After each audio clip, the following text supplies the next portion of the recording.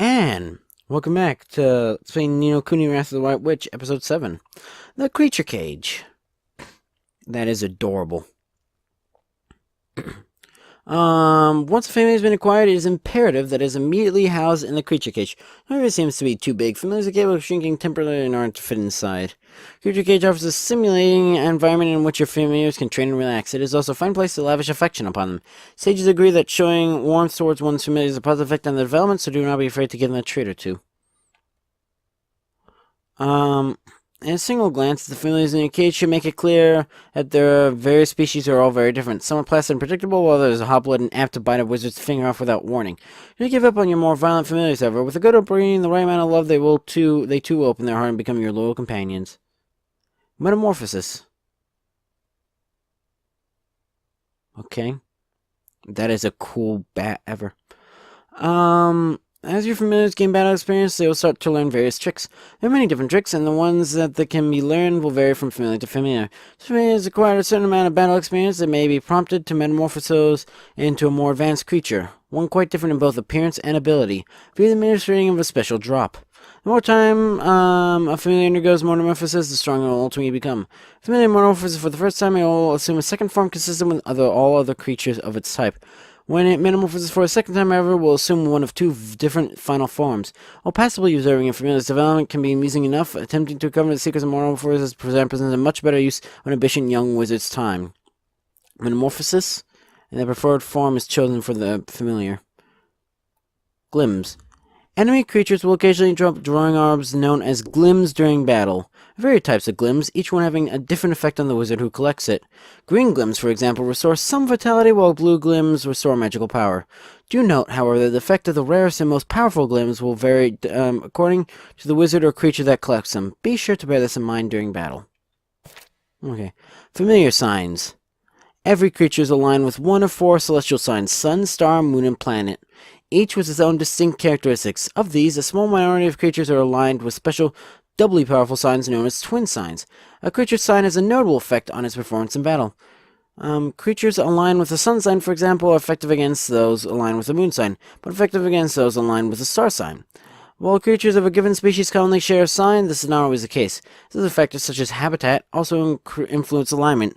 Finally, while a familiar sign may affect its growth and metamorphosis, it is important to remember that battle experience is the most important factor in any familiar's development. The 8 signs and their effects. Sun. Creatures are proficient at fire-based attacks and are fairly difficult to put to sleep. Star. Creatures are proficient at storm-based attacks and are somewhat resistant to poison. Moon. Creatures are proficient at water-based attacks and are fairly difficult to confuse. Planet. Creatures develop more quickly than those born under other signs. Twin Sun. Creatures are highly proficient at fire-based attacks and are difficult to put to sleep. Twin Star. Creatures are highly proficient in storm-based attacks and are resistant to poison. Twin Moon. Creatures are highly proficient at water-based attacks and are difficult to confuse. Twin Planet. Creatures develop much more quickly than those born under any other sign. Okay, how many? Okay.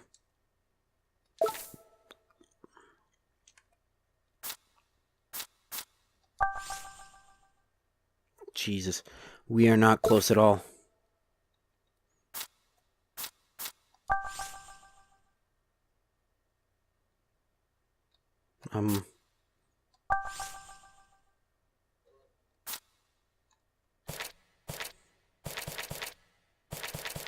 Well, at least a huge amount... The other world, what?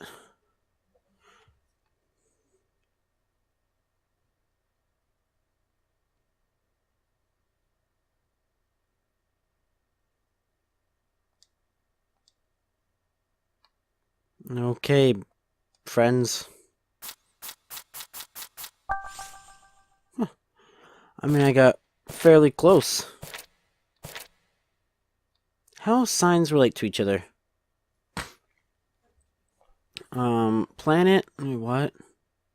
A lot of the sun will outshine the moon. The glow of the moon will put stars in shade. The glamour of the stars will cause sun to swoon.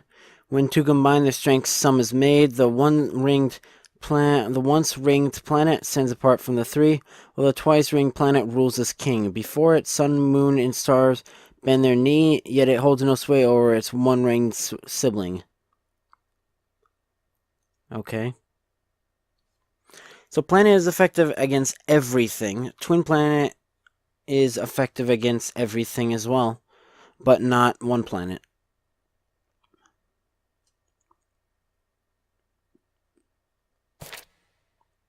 Wild monsters. The world is home to all sorts of awe-inspiring monsters, from fire-breathing dragons to towering giants.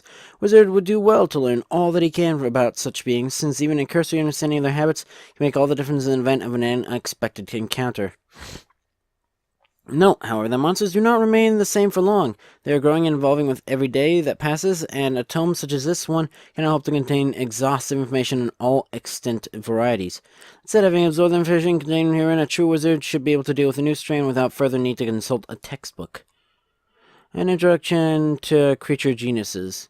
Milites, Bistae, Aquatica, Aves, Minima, Automata, Flora, Vermis, Nympha, Dracones, Arcana, Daemonia, Mortua, and Nobilia.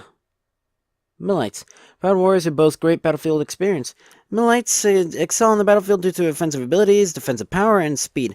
Many of them are also adept at using weapons. Note, though all creatures like white things, Millites are famous for their love of chocolate. Legendary beasts. Guardians. Kind-hearted divine beings that protect the natural world. Areas rich in life or natural energies, such as forests and volcanoes, are invariably protected by guardians. They are usually rather docile. They are wont to become enraged when their domain is threatened. Pictured here is a guardian of the woods, a mighty being known for harnessing the power of the wind in defense of its forest home. Little Bighorn. Creatures that carry almost twice their body weight in the form of two large horns, never obscured that they are mask even the most stifling of conditions. No attack, star, Near Old Smoky, Crunchy Carrot, Sour Sundae, Poison Minch, Spire Fire, and more. So then it grows up to be Bighorn. Extremely fond of fighting. Individual Bighorns have been known to take on hordes of enemies of themselves. Batterhorn. Creatures that charm enemies with their elegant crests of feathers for bludgeoning them with the giant horns that they carry. Then Splatterhorn. Notable for their strong sense of responsibility, these creatures never abandon injured companions, showing mercy when taking revenge. Purloiner. Vextious creatures known to target wealthy humans and steal their valuables. It's almost always done for the thrill alone, and their plunder is soon returned. Water, moon, okay, whatever. Cut purse. Though these creatures will pick up what's pocket without a moment's hesitation, one need only tickle their ears to make them return what they've stolen. Puss in boats. Which denies humans into duels, wagering their worldly possessions upon the outcome. They proudly wear their winnings as trophies. And Puss in Boats. These pirate-mad creatures have developed a swashbuckling fighting style and dress like their seafaring idols. That is an adorable cat. Hog Goblin. These curious creatures usually settle in mountainous areas where they live in large communities. They stick and they carry is used for hunting, cooking, and more besides. Gobfather. These creatures become very attached to the knives and use the same one for years at a time. I don't mind getting them bloody, however. Gobspeed. Note to target trailers for their weapons and armor. Gobspeeds adapt their equipment they steal for their personal use. Godforsaken. Hog goblins that have become utterly evil, known to hide in the shadows, waiting for a moment to deal an unsuspecting victim a fatal blow. Might. Though small, these creatures have warriors' hearts and a fighting spirit that allows them to face up to any enemy without fear. Cheeseburger. Oh, fuck.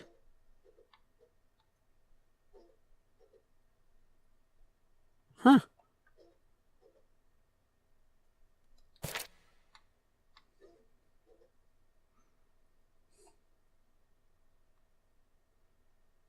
You serious, mate? Come on, come alive.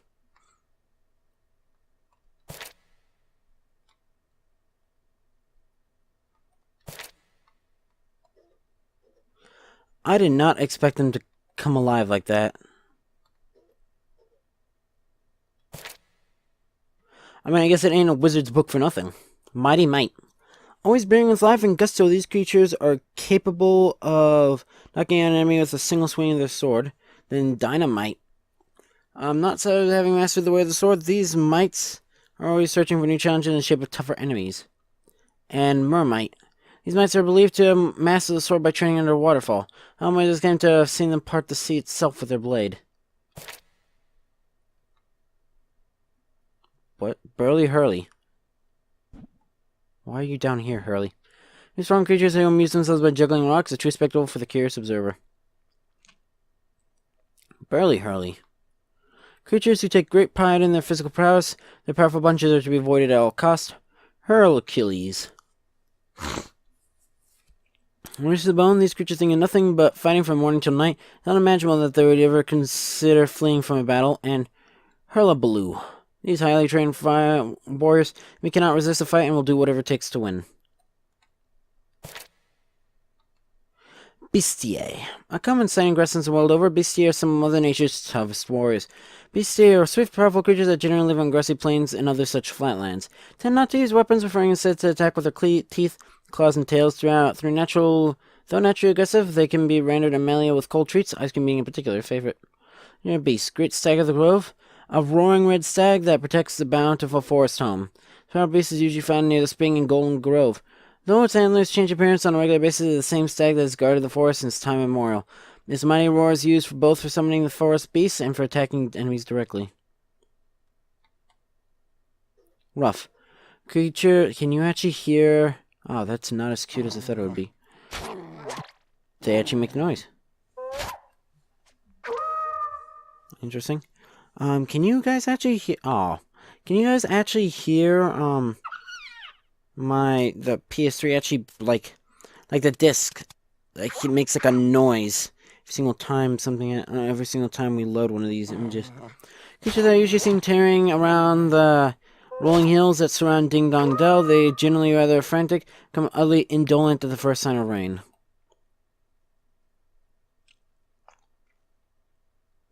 Ruffian. They find no other crimes. These creatures are known for attacking with great speed. They do become rather docile when wet, however. Gruffian. Puns. These proud creatures generally eschew large groups in favor of a solitary existence. Fire breath is not something any wizard should take lightly. And Scruffian. Small stature, these creatures move very rapidly and attack with great ferocity.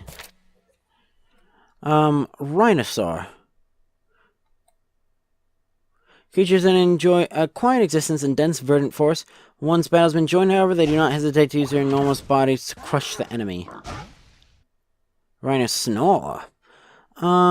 These creatures habitually slumber for long periods during the day, and when they awake, one or more of their limbs is invariably still asleep. Rhinobore. Rhinobores have evolved special ones that allow them to obscure, crevice-dwelling prey and eat them whole. Rhinosaur.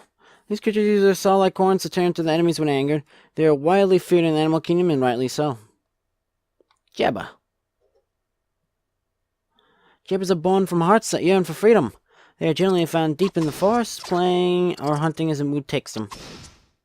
Stabber. Nimble creatures that attack their enemy with spears. As their gleeful expansions suggest, they have an insatiable appetite for mischief. And Stabberwocky. Although spears are rather wonderful objects, it is generally accepted that the creatures themselves have no idea of their value. And Jabberguppy, creatures with spears, in fact, a fish attacked to a stick. Sages are unable to agree on why they choose such a curious implement. Bartender. What the fuck is this sheep doing? Huh. Now, for being extremely neurotic, once bartenders have deemed someone an annoyance, they will not rest until the subject of agitation has been driven away. Barbarian. Creatures with powerful rear legs that allow for very nimble movement. They are famed for showing no mercy to those who trespass on their territory. Bobby. These creatures are known for having a curiously sweet aroma and a soporific singing voice. Bond Dancer. Blessed with a lightness of foot, which allows them to approach foes. Notice many a watching wizard has been captivated by the graceful movement of these creatures. Sorbor. Extremely aggressive creatures that charge into enemies on sight. Observers have confirmed that they survive by crashing into trees and consuming the fruit that falls off. Crashing Boar. Short-tempered creatures that will charge toward anything that is not to liking to smash it out of the way. Hyperboar. The striking appearance of these short-tempered creatures makes them the subject of many a jealous look. Full Boar. Full bores commonly simmer with rage and spout flames from their nose when they eventually boil over. Infant. These hill dwellers are mainly known for their considerable bulk. The fact that they can squirt water from their trunks has come as something that surprised to many an unsuspecting wizard. Sycophant. The sight of water spraying from these creatures' trunks is sure sign agitating and preparing to charge. Triumphant. The bruising resulted from constantly charging into foes has prompted these creatures to pad the worst afflicted area with sturdy armor. Hierophant. Oh my goodness. Yes. Although inherently wild and ill-disciplined, these creatures have been taught the value of education through repeated encounters with a large stone. What? Clubbercub. Clubbercubs are obsessed with martial arts and dedicate their whole lives to training for battle. Oh my god, they have the newer turtle run. And dedicate their whole lives to training for battle. Some of the more powerful ones have been seen crushing large bulls with a single blow. Bless you. One on me again, please. Yep, look at that. Lubber Club. The fondness for training by the seaside has given these creatures a unique aptitude for beach-based combat. Wow, that is a smug line. Yes. Adamant Tiger. Rigorous training has made these creatures' muscles as hard as steel and capable of deflecting even the most vicious of blows. Elegant Tiger. Having pushed themselves to very limited training, these creatures attack so quickly that the unsuspecting victims see nothing but a blur. Thumblemere. What? It's a meerkat, not a meerkat. What? I don't know. Small creatures that are very fond of dancing. Graceful movements and constant activity known to be a source of encouragement to the companions. Dumblemere. Though these bearded creatures often feign a dumb passivity, they are in fact extremely tenacious, especially when babanas are involved. Aye aye, sir. Rendered all the more conspicuous by the bright yellow beards, the movement of these creatures known to befuddle their enemies. Aye aye, catcher. Though their ribbons and flowers make them look like pampered pets, these creatures are famed for their capacity to save companions from catastrophe. Sasquish. Though they dwell on only a handful of snook valleys, creatures' mighty roars so loud to be audible in distant tropical climes. Sasquatch. Extremely mischievous creatures, they are known to let snow collect on top of their heads before forming into balls and pelting unsuspecting victims. Papa Sasquatch. These widely feared beasts are believed to hail from Glittering Grotto. Particularly strong, and they are also capable of directing blizzards towards their enemies. Mama Sasquatch. Known for the pouch in which they carry their young, Mama Sasquatches during combat become very aggressive when they believe their child is in peril. Aquatica. Fearsome creatures that lurk in the darkness of the depths. Oh no, it's Subnautica. Aquatica will thrive wherever there is plenty of moisture, meaning seas, lakes, and even human swamps. Then they move freely in water gives them an advantage over most travelers, so take great care when journeying to after-mentioned habitats. They're cheating for your pies over other Hold on. Oh. Maybe the book actually gets longer, because I doubt there's only one other beast type we haven't met yet. Well, that the book doesn't tell us about. Legendary beasts, tentacles from the deep. Monster that appears whenever there's a rainbow. Even the youngest children in Castaway Cove are familiar with the legend of the sea monster. Supposedly, rainbow reveals itself to night fishermen out at sea, and when they paddle out to investigate its origin, boats gripped by giant tentacles and dragged down to the depths. The legend goes on to specify that should anyone manage to escape the tunnels, they will be overcome instead by dazzling lights which rise from the seabed. Note that the consequent absence of survivors makes this legend difficult to verify. Danglerfish. Creatures hunt in dank, wet places using their lanterns like antennae to lure prey before gobbling them up whole. Stranglerfish. Having lured their prey with the eerie light from their antennae, these ocean creatures summon crashing waves to incapacitate them. Manglerfish. Though the creatures have a gleaming jewel for luring prey, their terrifying appearance often scares away potential victims before they can be bitten. And Spanglerfish. Distinctive creatures who hypnotize their prey by rhythmically swaying the striped tip of their antenna. Their spell is broken as soon as they bare their teeth, however. Taddlywink.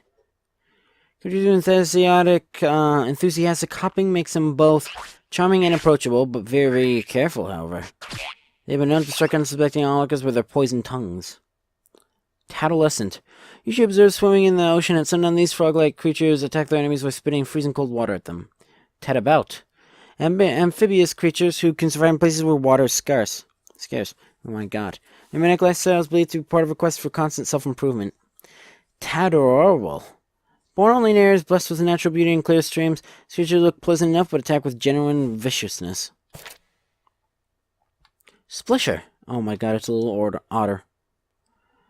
Okay, that looks a lot like cuter and smarter on there. His eyes are like ever so slightly reverse cross. Jeez. Creatures who prefer to live together in quiet people's society so relaxed of their lives indeed that they are prone to falling asleep at any given moment. Splasher. Usually found floating idly on the surface of water, eating and sleeping would appear to be the only activities that interest these creatures. Snapper. These gluttonous creatures have evolved long claws, with which to pry open the shells of their favorite prey, a necessary adaptation given their insatiable appetite. Snipper. This is a lot shaped tails to give themselves a daily haircut. Take care not to disrupt this ritual. They produce crashing waves when enraged. Hooray! Sea creatures that use their broad fins to traverse the oceans. Though they appear to be rather docile, they've been known to jump out of the water and attack unsuspecting seafarers. Hip hooray! Known for the spiky skin, these creatures have been known to skewer sailors who lean too far overboard. Grimray. Ominous-looking black and red sea creatures use their long tails as whips with which to attack their enemies. Springray.